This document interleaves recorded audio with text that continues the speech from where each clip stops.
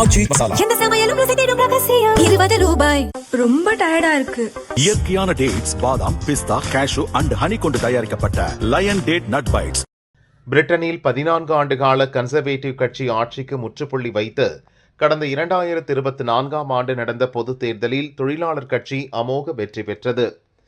Care Starmer Britain பிரதமராக பதவியேற்றார். அவர் மீது மக்கள் மிகுந்த நம்பிக்கை வைத்திருந்தனர். ஆனால் சில நாட்களிலேயே அவருக்கு பல்வேறு சவால்கள் காத்திருந்தன. நாட்டின் பொருளாதார தேக்க நிலை, பணவீக்கம் மற்றும் அன்றாட செலவு உயர்வு ஆகிய பிரச்சினைகளால் மக்கள் கடுமையாக பாதிக்கப்பட்டனர். உதவித்தொகை ரத்து, வலதுசாரி அமைப்புகளால் தூண்டப்பட்ட கலவரங்கள் ஆகியவற்றால் நாட்டின் சட்டம் ஒழுங்கு பிரச்சினை விஸ்வரூபம் எடுத்தது. மேலும் தொழிலாளர்கள் மீது வரி விதிக்கப்படாது என்ற வாக்குறுதிக்கு மாறாக சில வரிகள் உயர்த்தப்பட்டது நடுத்தர வர்க்கத்தினரிடையே அதிருப்தியை ஏற்படுத்தியது. இவ்வாறு நாட்டில் நிலவிய பல்வேறு பிரச்சினைகள் கெய்ர் ஸ்டாமர் மீதான நம்பிக்கையை மக்கள் மத்தியில் குறைந்தது.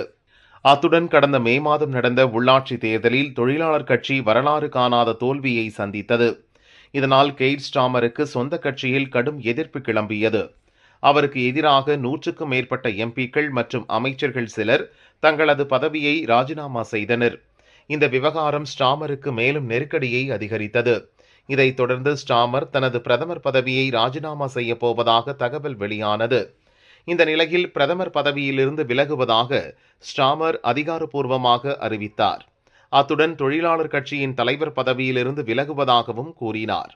அடுத்த பிரதமருக்கு தமது ஆதரவு உண்டு என தெரிவித்தார். பதவி விலகல் கடிதத்தை வழங்குவதற்காக தனது மனைவியுடன் பிரதமரின் அதிகாரப்பூர்வ இல்லத்தில் இருந்து வெளியே வந்தார். அங்கு திரண்டிருந்த மக்கள் மத்தியில் பேசிய அவர், 2 ஆண்டுகளுக்கு முன்பு இங்கே வந்த தருணம் மிகவும் பெருமையான தருணம்.